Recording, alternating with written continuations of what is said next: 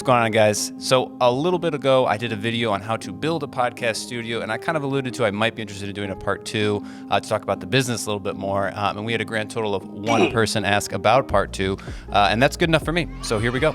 What I'm hoping to accomplish in this video is letting people know a little bit more about the business and how it works, my idea behind it, as well as some of the things that I'm doing now to grow the business, where I see the future of the company going, as well as kind of covering just some of the more basic stuff like what I'm doing for marketing and advertising and getting clients. So I'll kind of do those bits in little separate spots throughout the studio to make the video a little bit more interesting.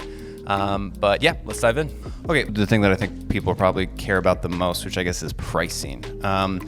So when I had the idea to start this business, I had looked around at like a bunch of other studios, and I noticed that like a lot of them were just recording studios that were just offering podcasting services. And so they were like, between $35 and $65, which I actually came from the studio business and kind of decided that wasn't going to be an interest to me or sustainable. And as you saw from the first video, it's a video first podcasting space. And so there was not a lot of competition or a lot of references to really figure out like what is an appropriate price for stuff like this. So I had a couple of other competitors in other states that I kind of took pricing models and structures and just trying to gauge what I figured people could stomach. And so I wanted to be, at a price premium. This is a nice space. There's a lot of nice equipment. No one else is really doing it. So all of those, not like first mover advantage stuff, but I knew I had the high ground, I guess. And so with that, I decided to adopt, a somewhat premium pricing model. So the pricing structure that I adopted is by the episode and not by the hour, actually. I noticed that most people probably go about an hour and a half on their podcast. So that would be enough to capture, but that way the people can't take advantage of it. So it's capped at an hour and a half. And so for an hour and a half, it is $250 or $249 for the smart people out there to come in, use the space. And basically that is your time to do with whatever you'd like. If you wanted to do 2 episodes or 3 episodes in that short period of, and in that time, you're welcome to. There is an additional editing fee if you'd like that. But as you saw from the last video, if you haven't, check it out. The way that it works is you get the files available immediately after the session. And so a lot of people opt for that. I'd say probably 80% of our clients so far just pay that fee, take the file and go, and they either edit it themselves or do something different on their own, which is totally fine. We do offer editing services as well. I have an editor that has helped out with stuff like that. And what you do that's a little bit different is, we can't completely add a whole bunch up to your episode, right? But what we can do is clean up the front by adding your own custom logo or intro, some music and stuff. We'll add people's social media tags down at the bottom and such like that to give it a little bit more of a polished feel. But I think the big value that I'm trying to hammer into people is what we do is we'll give you 3 social media clips to go along with it. So they're short pieces that you can use to essentially advertise that the next podcast episode is coming out, and just things like that. They're great for reels and for just social media stuff, so you can promote the episode. And that is an additional $150. And like I said, probably 20% of people take on to that, which I'd like to change. I think that is one of the areas where we could be delivering more value to people, and they're just not seeing it because it's extra money and such like that. So at the top retail level to do an episode and to have it edited is $400. And so we have multiple packages for people that want to bite off a little bit more and obviously get a little bit of a discount in the meantime.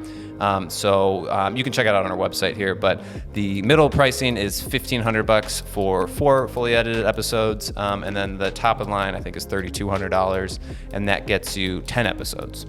All right, so we had one person ask about, how I were attracting clients. So I kind of wanted to dive into the marketing of things, I guess. So at the very high level, we have a website that I think looks pretty good and is frankly a little bit more modern than most other websites out there. It's got all the information. Obviously, there's a little bit of SEO that goes along with that, but we went with a simple business name, Chicago Podcast Studio, in order to just improve the odds of people coming across us. And so that's been good. I've adopted that model with another business, and it seemed to work pretty well. So aside from the website, we do 3 forms technically of paid advertising. So we run Facebook ads. We'll use content from people's episodes and run paid social media ads like that. I'll put one of them on the screen. We do Google AdWords as well. So when people search for Chicago Podcast or Chicago Podcast Studio or Rent a Podcast Studio, anything like that, we'll increase the likelihood of them seeing it with a paid way that way. And then the third thing is we are part of a website. I think it's called Podcast Rentals or something like that. And we just pay a pretty nominal monthly fee to be on the website. It gives us another link on Google. And we found a client, maybe two, from that website. So that's been helpful. So those are the three things that we do for paid advertising. Obviously, we promote ourselves on Facebook as well as Instagram and word of mouth, my own LinkedIn, personal Facebook, stuff like that. But it's been interesting as to where people have come through. We've had a bunch of different avenues of people finding us, which is great. And I've actually had some old clients from before when I was running a recording studio that have come to record here. So that's been interesting. A lot of people have been good about just sharing the page. We've had a lot of people that'll hit us up and say like, oh, I saw your social media from somebody else that shared it. And so that's been really great. A lot of people that come here to record, are not protective about where they were recorded, and we're starting to get a lot of eyes on the content that's produced here. So that's been helpful as well. All right, so let's talk about money that I've earned from this business so far, again, starting from about January, February time.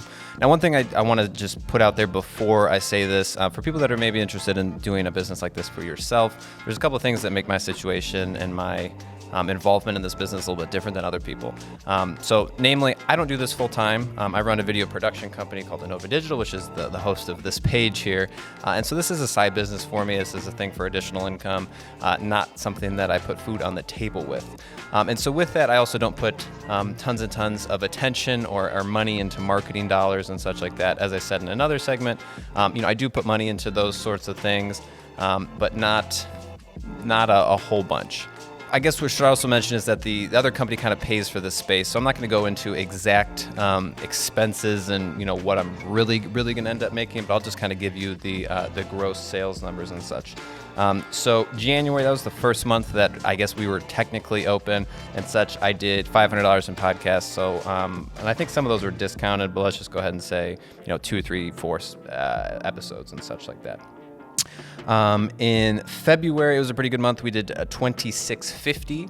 And so what altered that a little bit is I actually rent out this studio to other production companies and such like that. And we conveniently had 2 pretty big national news networks come in here into the studio and shoot. One of them actually used the podcast space. The other one just used the studio as a whole. But I included that income as far as just studio income. So again, for people that would maybe want to do this, you could theoretically be making that same money there. So $2,650 there. And then in March, it was about $1,500 in podcasting stuff. And then followed by, what's the next month there? April. A little over $1,700. And on this month, I don't know what we're quite on track to do, but I would say a similar number, probably closer to a little bit higher perhaps, but we'll see how the month closes out. So as you can probably tell, those aren't like crazy numbers. Again, not enough money to like quite put food on the table, but what it is doing is it's covering the rent of this space, which is pretty helpful. And I guess honestly, that was one of my main goals with it, is I wanted to at least help offset the cost of having the studio, which I've done. It doesn't take a whole lot of time to do these, and I think as time goes on, I'll probably hire someone else to help out run the session, so I don't have to be here for all of them. But aside from that, especially for the people that just do the podcast episode and leave, that's a pretty good hourly rate for me and my time, which I'm happy with. I think the scalability of it will come with time. I think with all things, it's a little bit of just walking before you run. And as I said, I think I will, over time, start to dedicate more attention and time towards this business. But for now, I'm cool with it, just kind of not puttering along, but I'm happy enough with where it's at. And so for people that are maybe wanting to start this business, don't let those numbers discourage you. I guess also don't let them get you too excited. But I think that this industry and this space is something that's going to grow over time. And again, I get DMs just not every day now, but quite often where people are interested in booking and wanting to do more and wanting to be more consistent with it. And frankly, I'm attracting plenty of individuals, where I thought I would probably be getting more businesses or people that want to use it for other, more business related purposes. There's so many people that are coming with groups of 4 or 3 and wanting to just do a show for themselves, which I think is really cool. That's been great. I think that those numbers are going to kind of go up. And luckily, I think that the business has some sort of sticky / recurring revenue to it, that when people start a podcast, the whole thing is that they want to kind of continue doing it for a while. And this will perfectly segue us into the next thing, which is about some thoughts and feelings I've had, or better yet, some insights as to things I've done right or maybe some things that I've done wrong, and how I could potentially be helping those artists get the most out of the space, opposed to just like, here are your files and go. All right, so a couple of things that I think we are doing well from, I guess, like a client perspective first, and then we'll talk about business perspective. So from a client perspective, I think one thing that we do that's pretty unique and special is that it's completely done for you service. It's not, I've noticed a lot of other podcast studios are like, oh, you can have the studio, but if you want to have an engineer there, it's an extra $50, $60 or something like that. Everything, we just have one price for things. I didn't want to like line item a whole bunch of stuff. So it's a very simple process and very, no negotiation or trying to figure out what makes the most sense for you. It's like, here's the one price. This is everything that you get with it. And that is what it is. So I think that is a strength. I think from a client perspective, being able to get both a quality audio file right away, as well as the video files, with the cameras cut right away, is a value add. And it makes you feel like you didn't have to wait, 3 weeks for something to be edited, or it's like, here are a bunch of files, you got to go edit them yourselves. It's pretty much good to go right out the gate. So it helps people if they wanted to crank out content faster, or just like look more professional. Then it's easy to get into real quick. If you want to start a podcast, you can contact me, come to the podcast studio, and have one ready to go pretty much immediately. I think another thing is everyone that comes to the space really likes it. I think we've done a good job of making it look presentable and more professional. I think people, especially with recording studios, are used to recording in people's like houses and basements and dingy old places, stuff like that. This whole place is quite nice, and I take pride in that. And the podcast zone over there itself is very, clean, and just professional. So I think people have appreciated that, and that's why we're kind of able to demand a little bit higher of a price compared to some competitors. So those are some good things there. From a business perspective, I alluded to it earlier, but I think that we've done a good job of presenting ourselves as like the best choice, the most, I don't want to say the most premium, but the like highest quality to some degree. There are conveniently not a lot of video podcast studios in Chicago, and if there are, they're kind of audio first, and like they'll set up a camera if you want.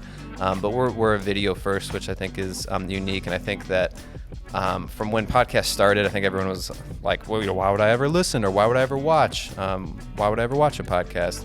And over time, people have, I think, changed their opinions on that. I think a lot of the podcasts that I consume now, I usually end up watching as well, whether it's, for a time and then it's something you leave in the background. But to have that visual context to things, I think is super important. And I think that video podcast editing in particular is just going to increase with popularity. So I think that we set out into a good market. Again, I think that we did have a little bit of first movers advantage, as there aren't many other companies that are doing it at this level, which is good there. There's enough meat on the bone from a price perspective to scale it up a little bit.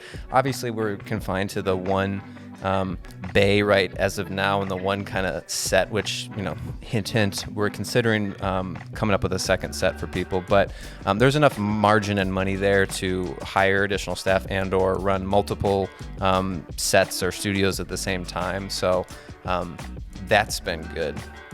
Some of the things that I think that we could be doing better, and I see as like not problems with the business, but points of things that we can improve, right?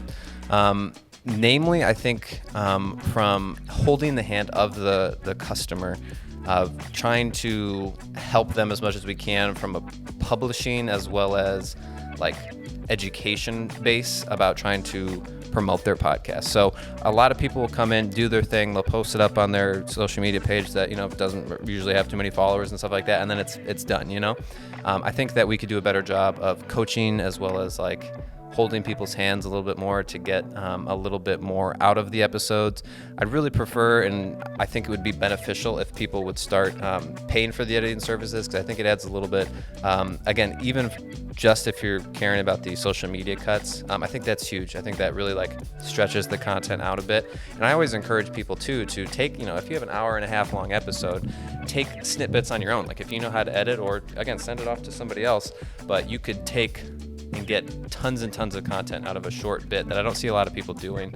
And especially since most of them don't have tons of viewers right away, people might only tune in for a minute, and I think that people would be more likely to engage with your podcast if they had seen 5 or 6 short clips and then decided that they wanted to watch a full episode. So promoting that, I think, is key.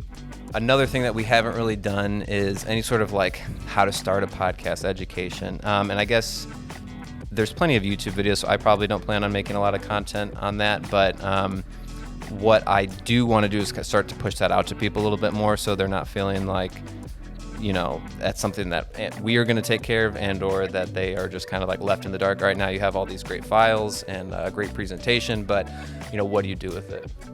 There goes my cell phone. And we've had people do courses or go to classes for how to record a podcast or how to start a podcast. And I think that that's good. I think that we could do better things. There's certain platforms that'll help people distribute their podcasts amongst the different other platforms, so they don't have to do it all themselves. I need to improve my knowledge on that, so I can give that knowledge to other people and kind of help them be more successful. Another area of opportunity that I think that the business has is from that perspective about potentially offering how to record your own podcast, or like a crash course on podcasting from an educational standpoint, that we could make a little bit more of an in-person course for people in the Chicagoland area to come through, learn how to record, whether they want to do it here or somewhere else, and then pull in a little bit of revenue from like an educational student perspective that way. That's something I've considered but haven't pursued yet, but I think that might be something that we might end up doing here. That is everything that I have for you people. I hope that was an educational part 2. And again, I think that probably sums things up for now. Maybe I'll do a follow-up later. But if any other questions, concerns, or interest in the business and how it's going and other things, if you guys like that sort of stuff, comment, subscribe, that deal. And I might do another one here. But if not, I hope you guys enjoyed this 2-part series. And get out there and get podcasting.